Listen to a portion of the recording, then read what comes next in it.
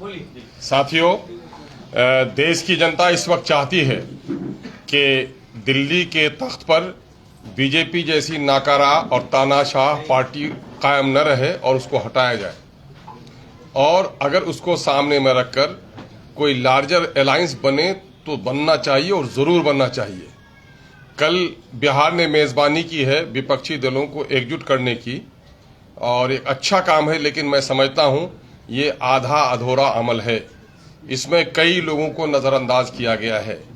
इसमें बेशतर वो लोग थे जो लोग कहीं न कहीं से बीजेपी से उनका रिश्ता रहा है, लेकिन सबसे बड़ा सवाल ये है कि 140 करोड़ के इस देश में, जहां तकरीबन 35 करोड़ की अकलियत की आबादी रहती हो, जहां मुस्लिम अकलियत एक बड़ी आबादी है, सिखों की आबादी है, ईसाइयों की आबादी है, इन तमाम तर अकलियत के लोगों को नजरअंदाज किया गया है।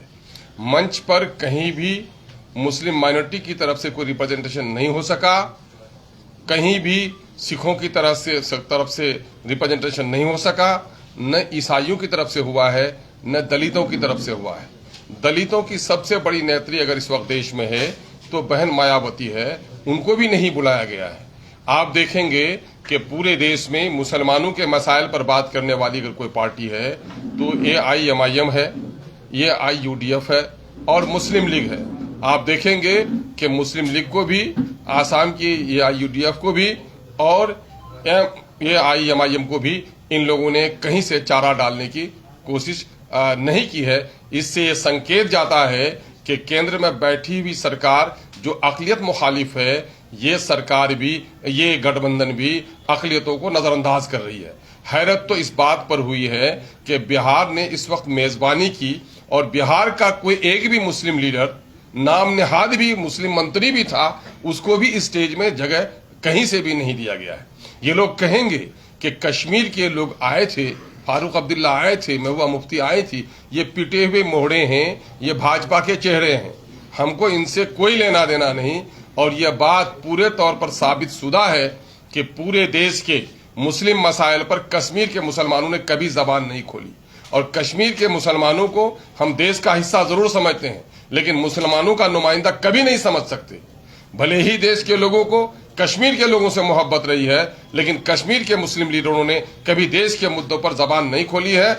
और देश के इस बड़े हिस्से में, यूपी में, बिहार में, आसाम में, वेस्ट बंगाल में, महाराष्ट्र में, जहां मुसलमानों की अच्छी खासी नुमाइंदगी है, किसी भी मुस्लिम लीडर को न बुलाया जाना, किसी भी मुस्लिम पार्टी को जगह न देना, मैं समझता हूं कि ये गठबंधन की चूक नहीं है, दानिश्ता तौर पर मुसलमानों को नजरअंदाज करने की साजिश है।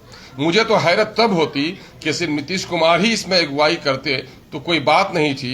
नीतीश जी का रिश्ता बीजेपी से मधुर रहा है, उनका रिश्ता बीजेपी से आज भी है, मोदी से उनको बैर है। लेकिन लालू जी थे, लालू जी ने तो हमेशा माई की सियासत की। लालू जी के रहते हुए माइनॉरिटी के लोगों को इस तरह नजरअंदाज किया गया, ये भी हमारे लिए हैरत की बात थी। हम चाहते हैं कि बीजेपी को हटाने के लिए एक लार्जर अलायंस बने, लेकिन एक ऐसा अलायंस जिसमें माइनॉरिटीज को, दलितों को नजरअंदाज कर दिया जाए, मैं समझता हूं कि देश की जनता को स्वीकार नहीं होगा। फिर इससे तो यही जाहिर होता है कि स्वार्थियों की एक जमात हो सकती है, देश के आम जनों के हित में लड़ने वाला कोई समूह नहीं हो सकता है। इस बात पर मुझे हैरत भी है, ताज्जुब भी है, और MIM इजहार अफसोस भी करता है। यही वजह है कि हम लोगों ने बड़े दर्दमंदी के साथ कहा है कि मुमकिन है ये गठबंधन बने। शायद अगर इस तरह लोगों को नजरअंदाज किया तो फिर दूसरा गठबंधन बनाना मजबूरी भी होगी। और आज यही वजह है कि पूरे बिहार से अकलियतों और दलितों की आवाज उठ रही है कि MIM किशनगंज में आगामी इलेक्शन लड़ने का फैसला कर चुकी है।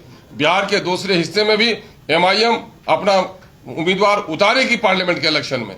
लेकिन यहाँ की अकलियतों और दलितों का एक बड़ा समूह का दबाव है कि अवैसी साहब ने तेलंगाना में बहुत कुछ किया है, अवैसी साहब कम अज कम बिहार में जहां उनको अच्छा लगे, चाहे वो अगर सीमांचल में लड़ना चाहे, मिथिलांचल में लड़ना चाहे तो आकर के, या फिर चंपारण के इलाके में लड़े, मगध के इलाके में लड़े, जनाबे बैरिस्टर असदुद्दीन अवैसी साहब को बिहार से इलेक्शन लड़ना चाहिए। बिहार की पार्टी भी और बिहार के आम दर्दमंद जो दलित और अकलियत के लोग हैं, उनकी इच्छा है। आज हमने इसी मामले में आप लोगों को न्योता दिया था कि गठबंधन जो बना है वो आधा अधूरा है। इसमें मुसलमानों को, दलितों को, सिखों को, ईसाइयों को नजरअंदाज किया गया है। मुस्लिम रिप्रेजेंटेशन कहीं से भी इसमें नहीं दिखा है। इसी दुख के इजहार के लिए हमने बुलाया था। नीतीश कुमार आप लोगों को शुरू से कहते रहे हैं कि भारतीय जनता पार्टी की भाषा बोलते हैं, उनकी मदद करते हैं। मायावती में भी यही इल्जाम लगता है, इसलिए आपको नहीं बुलाया गया कि हो सकता है आप मुखबिरी कर दें, जिस तरह जीतन राम मांझी को उन्होंने इल्जाम लगा के बात किया। मैं कह रहा हूं ये कोई साजिशी गढ़ो है जो मुखबिरी। लोकतंत्र में जो कुछ भी होता है खुल्लम खुल्ला होता है। ये इनका इसके माने इनका कोई खुफिया एजेंडा भी, हिडन एजेंडा भी है जिसकी मुखबिरी लोग करते होंगे। ये हिडन एजेंडा क्या है इनका? हिडन एजेंडा तो यही होगा नीतीश कुमार जी का कि किसी तरह से बीजेपी में फिर राह निकाल ले। वो इनका हिडन एजेंडा तो वही रहा है। बीएसपी से कोई बात चल रही है आप लोगों की गठबंधन को लेकर के? दो लोग, देखिए सवाल ये पैदा होता है कि आदमी को जब जगह नहीं मिलती अपनी जगह तलाश करनी पड़ती है, और हम किसी के मोहताज नहीं हैं। अकेले चलने की आदत हमको है भी, और अगर कोई रास्ते में विचारधारा से मिलता हुआ मुसाफिर मिलेगा तो उसके साथ चलने में भी हमको कोई दिक्कत नहीं है। और हमारे नेता इस मामले में प्रयास और पहले भी हम लोगों ने किया भी है, गठबंधन किया भी है ना। और अभी वो गठबंधन पूरे तौर पर टूटा भी नहीं है, हमारे साथ है कुछ समूह जुड़े हुए। आपने कहा कि अलग गठबंधन बनाने की जरूरत है, तो उसमें कौन कौन से दल होंगे? मैं कह रहा हूं कि मेरा तो पहले से भी ग्रैंड अलायंस बना हुआ है। मामला ये है कि वो हमारे कुछ घटक लोग हैं, कुछ खिसक गए हैं। हम अगर जरूरत पड़ी तो हम उसको फिर असरेनो उसको हरकत में लेकर आएंगे। लेकिन ये जो बना हुआ है, क्या इससे आप सहमत हैं कि पूरे तौर पर पूर्ण हो गया? आप देख रहे हैं देश की बड़ी बड़ी 3 रियासतों में जहां आप देखेंगे कि आंध्र प्रदेश की नुमाइंदगी नहीं हो सकी, नहीं आ सके, वो रेड्डी नहीं आ सके। आप देखेंगे टीआरएस नहीं इसमें आए। आप नहीं देखेंगे कि उड़ीसा की नुमाइंदगी इसमें हो सकी। तो ये देखेंगे कि ये अभी आधा अधूरा है। और मैं समझता हूं कि देश में कोई भी गठबंधन ऐसा बनता हो जिसमें माइनॉरिटी को, दलितों को उसकी वाजिब हकदारी नहीं अगर दिया जाए, तो मैं समझता हूं कि वो गठबंधन नामुकम्मल है। अगर अभी भी आप लोगों को बुलाया जाए दावत के, तो आप लोग शामिल होंगे? भाई अभी बुलाया जाएगा, जब वो मौसम बदलता है तो मिजाज बदलता है। हम ऐसे लालची गरोह नहीं है कि उनके लिए मुंह उठाए हुए हैं। हमें देश के जनता की हित है कि एक लार्जर अलायंस होना चाहिए, मतलब परस्तों का, मुफाद परस्तों का, निज स्वार्थियों का नहीं। देश की जनता के लिए बलिदान देने वालों का एक समूह जमा होना चाहिए। अगर विचारधारा मिलेगा, बात बैठकर होगी तो बात आगे बढ़ सकती है। आप कहना चाहते हैं मुस्लिम मुक्त गठबंधन? यकीनन मेरी साहब, मेरा इल्जाम ही नहीं सबूत भी है कि बिहार ने मेजबानी की, बिहार का भी एक मुस्लिम चेहरा कहीं नजर नहीं आया। और पूरे देश के अंदर में मुस्लिम लीडरशिप जिन पार्टियों से वाबस्ता है, चाहे मुस्लिम लीग हो, ऑल इंडिया मजलिस इत्तेहादुल मुस्लिमीन हो, या AUIUDF हो, किसी की भी नुमाइंदगी इसमें नहीं हुई है। तो इसके माने ये है कि मुस्लिम मुक्त है, या मुस्लिम विरोधी जो कह लीजिए आप इसे कह सकते हैं। क्रिश्चियन का भी कोई नुमाइंदगी इसमें नहीं हो सकी है। दलितों का एक बड़ा समूह है इसमें, उससे महरूम रह गया है। जी बिहार के मुस्लिम दलित तो लालू यादव को नेता मानते हैं कि कब ये सर्टिफिकेट किसने दिया? किसने सर्टिफिकेट दे दिया? आपके कहने से ये सर्टिफिकेट मिल जाएगा उनको। हर एक इसके माने ये है कि 75 सालों के दरमियान में भी दलितों के दरमियान में अपनी लीडरशिप और अपने मुद्दों पर बात करने की सलाहियत पैदा नहीं हुई। ये तो हैरत की बात है।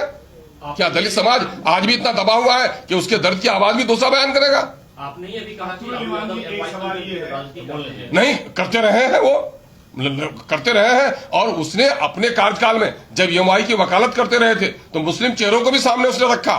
लेकिन न जाने आज लालू जी पर कहीं तेजस्वी जी का जो मिजाज है वो कहीं हावी हो गया हो, ये आश्चर्य की बात है। मैंने तो अपने सियासी गुरु के बारे में कहा, यह आश्चर्य की बात, ये पहला मौका है कि लालू जी की उपस्थिति में माइनॉरिटी को इस तरह नजरअंदाज कर दिया गया। ये खेदजनक है। क्या अगला जो आप लोग विपक्षी एकता की जो रूपरेखा बना रहे हैं वो धर्म के आधार पर बनाना चाहते हैं? नहीं, बिल्कुल नहीं। धर्म के आधार पर नहीं, धर्म के आधार पर नहीं।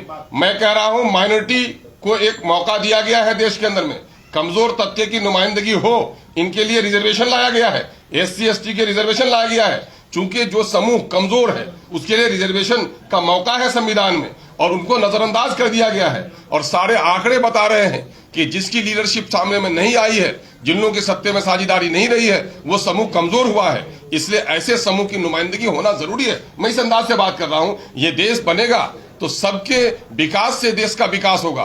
खास वर्गों को अगर आप छोड़ देंगे, अगर दुल्हन बहुत ही खूबसूरत हो, टांग उसकी टूटी हुई हो, तो दुल्हन खूबसूरत नहीं कहलाएगी। प्रधानमंत्री नरेंद्र मोदी ने न्यूयॉर्क में एक मीडिया कर्मी के द्वारा पूछे गए सवाल के जवाब में कहा कि भारत में जाति और धर्म के नाम पर भेदभाव नहीं होता। ये तो झूठ का पुलिंदा है। उनकी पार्टी इस पर फख्र करती है, बल्कि यही उनका मूल मंत्र भी है